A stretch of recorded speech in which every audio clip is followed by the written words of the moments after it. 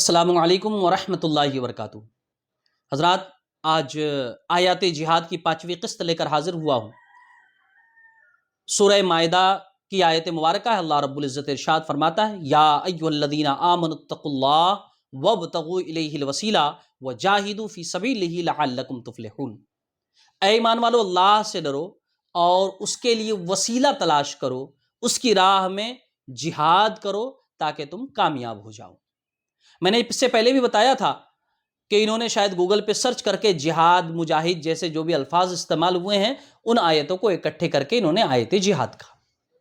اس آیت کا ترجمہ میں نے کیا اور میرے خیال سے بڑا آسان ترجمہ ہے اور عبارت میں پیچیدگی بھی نہیں ہے۔ اللہ فرماتا ہے، اے ایمان والو، اللہ سے ڈرو۔ پہلی چیز جو اسلام کی بیسک اور اسلام کی بنیاد ہے۔ اس کے بعد فرماتا ہے وابتغوا الیہ الوسیلہ، اور اسے پانے کے لیے وسیلہ تلاش کرو، وسیلہ ڈھونڈو تاکہ اللہ تبارک و تعالیٰ تک پہنچ سکو۔ مفسرین فرماتے ہیں وسیلہ سے مراد عبادت ہیں، روزے، نماز، حج، زکوٰۃ وغیرہ، اور ایک تفسیر عام یہ بھی ہے کہ اس سے بزرگ شخصیتیں بھی مراد لی جا سکتی ہیں، برگزیدہ شخصیتیں۔ اس کے بعد اللہ فرماتا ہے وجاہدوا فی سبیلہ، اللہ کی راہ میں جہاد کرو۔ میں نے جہاد کی تشریح کئی بار کر دی ہے، اس کا ڈیفینیشن بتا دیا ہے کہ جہاد کا مطلب ہے اپنے اندر اور باہر سماج میں پائی جانے والی برائی، ظلم، تشدد کے خلاف لڑنا، یا زبان سے بولنا یا قلم اٹھانا، یہ اسلام میں جہاد ہے۔ تو اللہ نے فرمایا اللہ کی راہ میں جہاد کرو، اللہ کی خوشی، اللہ کی رضا حاصل کرنے کے لیے جہاد کرو۔ کلیئر ہے، برائی کے خلاف لڑو، چاہے زبان سے لڑو، چاہے قلم سے لڑو، چاہے تلواریں اٹھانی پڑے، چاہے بندوق اٹھانی پڑے۔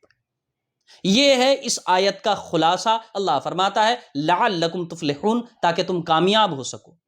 اس امید پر برائی کے خلاف جنگ لڑو، ظلم کے خلاف جنگ لڑو، تاکہ اللہ تمہیں کامیاب کرے، دنیا میں بھی اور آخرت میں بھی۔